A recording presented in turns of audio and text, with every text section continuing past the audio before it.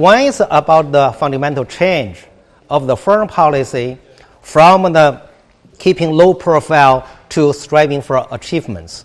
And the change is we change the goal of the foreign policy. Just now we said that keeping low profile strategy heavily focus on creating a peaceful environment for economic development.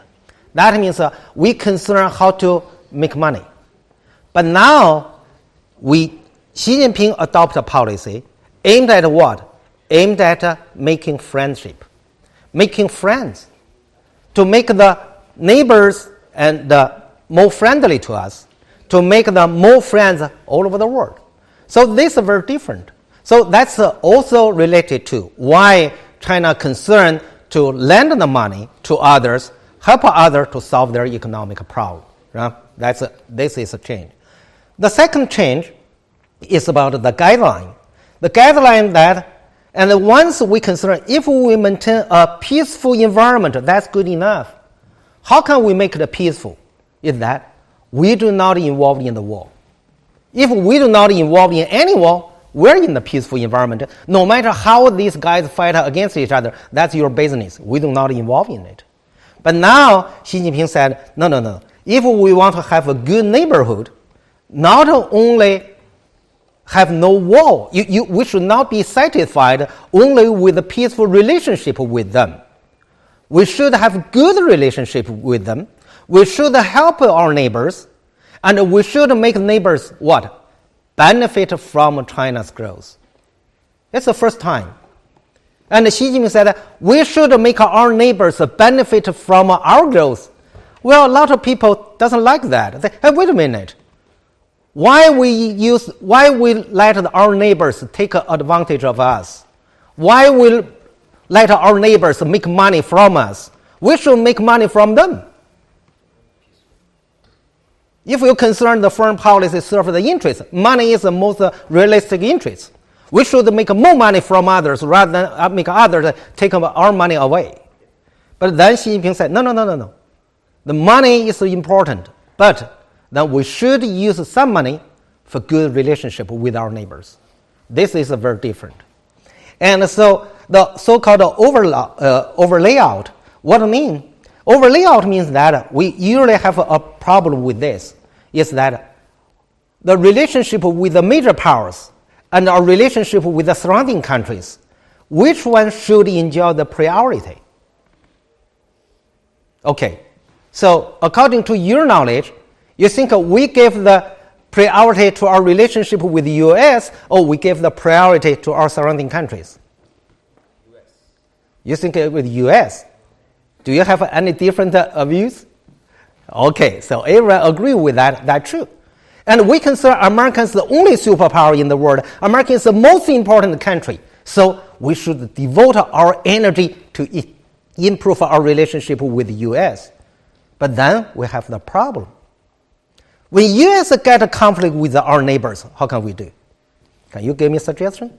We should support the U.S. or we support our neighbors? Or we take neutral stance? When America have problem with Russia, how can we do? When America beat the Japan, ask them to open the market, how can we do? When the U.S. has a problem with even with Australia, now they said, no, you should not join the China AIIB. And definitely U.S. has a problem with the Thailand, and U.S. doesn't like the current military regime. And how can we do? If we improve this relationship with these countries, U.S. is unhappy with it. If we do not, if we stand on the American side, our neighbors are unhappy with us. Now we're in a dilemma. What do you suggest China to do? Any suggestion? 3 choices: side with U.S., side with neighbors, and neutral. Which one you think the best? Why? He suggests neutral. Why you think neutral is good? Okay, you have 2 friends, and these 2 guys fight against each other. Each of them ask you to side with them. If you rejected that, what will happen? But both of them are important for me. Yes. So I cannot like one die and the other one survive. I say calm down. Okay, so you said that, okay, now that's your problem. I won't side with any side. And then you turn both of them into your enemy. They said, oh, this is not my friend. You see, it's my state interest, and he do not support me. He never care about you didn't support his enemy. He only remember that he didn't support me in the most difficult period. I would argue that it doesn't matter as much who you vote for, but more that you're consistent in your opinion, as long as you announce what you will do in case that happens and stick to your word. I think you can avoid the majority of the conflict, and that is the more sustainable and the more peaceful approach in the long run. The question is that if you do not take sides, you offend both of them. If you want to make a good relationship with them, you must show your support. No, if I tell them up front what my opinion on a certain we did. Is, I can avoid exactly that scenario already. Do you remember the case in the Libya? And when the Western countries want to set up the non-fly zone, China said, "Okay, now my business. I'm absent. I do not take sides." What's the result? And both sides said, "China is an irresponsible power. There's a danger of civil war. China do not take sides." Okay, I don't think China has the room take a neutral position. No way. And when we are weak, it's possible. And for Vietnam, it's okay. For Cambodia, it's okay. For Tanzania, it's okay. And even for India, it's okay. But for China, no more. And you are absolutely right. In 1990s, we take abstain in most of the votings in the United Nations. But now, we don't have that kind of advantage. We are forced by the environment, by the change, by our increasing status, we must take sides. So here I tell you that, and then the key problem is that when we forced to take sides, we must consider who is more important to China. There's a debate in China. Someone argue that U.S. is the most important because U.S. is the only country can create a really big trouble to you. You can ignore others, no matter they like or not. You do not need to worry about offending the others because they are weak. They cannot create a big trouble. China must be careful with the U.S. because the U.S. can create the disaster for you. Not because the U.S. can do something good to us, because the U.S. can do something really bad to us. So we must be their friends, right? And you can ignore others because they are too weak. But the others argue that, and including me, I said no. If we want to be a responsible power, we should stand at the weak side. Just now, Professor Li asked me why. The reason is that according to the Chinese ancient thought, if you want to become the be-now power, you have to side with the weak. You should protect the weak. If you always side with the strong against the weak, you will regard it as an evil power, not a be-now power. So if China wants to be a responsible power, we have to. First, we have to stand with a weak side. The second, it's more important than that, is that we need a better neighborhood rather than the better relationship with the U.S. if we can only have one. And certainly we want to have both. We want a good relationship with both U.S. and the surrounding countries. But when we have only one choice, from my understanding, neighborhood is more important. Not every individual country that is as important as the U.S. But if you regard the whole, it's more important than the U.S. That's why no matter the One Belt, One Road strategy, or the very recently, and Li Keqiang said that we want to establish the community of destiny with the surrounding countries. All means that we start to give more emphasis on our relationship with the neighbors. That we need that. And the last one is so-called the working roadmap. What's that working roadmap? map. Usually we concern if we have a good business relationship with others, and then we can improve our relationship, right? This is very, very Marxist analysis. The economic base decided the political superstructure, right? That's a very typical Marxist analysis. But then now we find that, wait a minute, seems to me that law doesn't work for our relationship with U.S., with Japan. And the U.S. and Japan, the first two largest trade country to China. But then we cannot get along with them. And then our trade or economic relationship with Russia is a very minimum. But then strategically we support each other. And in this case, economic base do not decide the political superstructure. And then we concern that we have to reconsider our relationship with our neighbor countries. First, most of our neighbors are developing countries. Most of our neighbors poorer than China, not as rich as China, only few of them richer than us. Then we face the question, how can you deal with your relationship with someone who is poorer than you? Everyone knows that if you want to deal with a rich person, you say, okay, I want to be equal with him. That's good. The principle of equity, or the so-called the equity. But how can you use this principle to deal with your poor neighbors? If you treat your neighbors equally, you will scare them.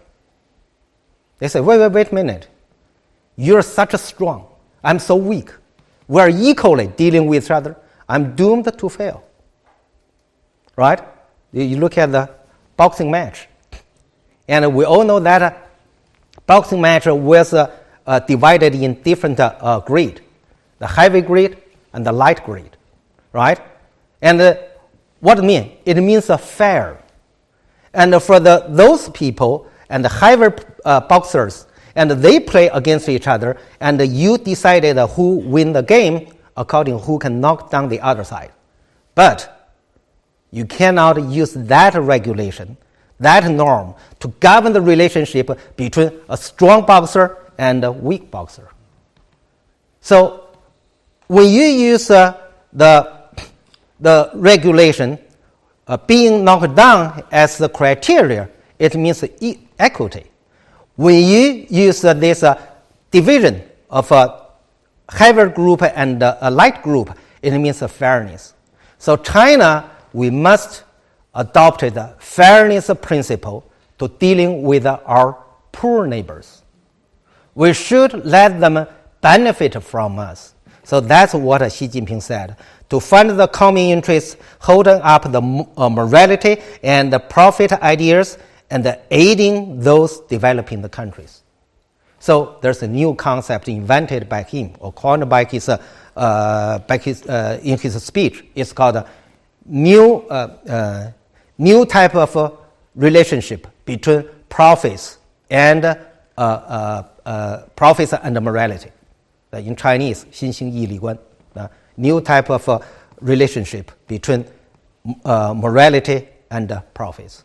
So these change and make you feel, oh, Xi's foreign policy really different from what China's policy 2 years ago. Okay, I want to move first and hear that most people believe China adjusted foreign policy because China is rich. Actually, I don't think so. And do you think our foreign policy? Do you think China is much richer in 2013 than 2012? Do you think we changed fundamentally in terms of wealth? No. But then the policy changed just in 1 year. Why? It's because the political leadership is different. Just at the beginning we said. Just because the political leaders have a different concept about our relationship with the world. Because they have a different political orientation for this nation. Right? And he suggests that we should set up the new target of national rejuvenation and to implement this goal and within a few years. So if you look at this, the formula, you find that the political element plays it's an operational factor. And the other factors, economy, military, and the culture, and that's just resources. Money, guns, and characters, and their resources. The question is how do you use the money, use the gun, use the characters? You use these Chinese characters to write an article. You can write something very bad, and you can also write something very beautiful. You can use the money to do something very bad, and you can use the money to help others. You can use the gun to protect the weak, and you can use the gun to bully others. Okay, political factor is a determining factor. That's a political determinism, like me.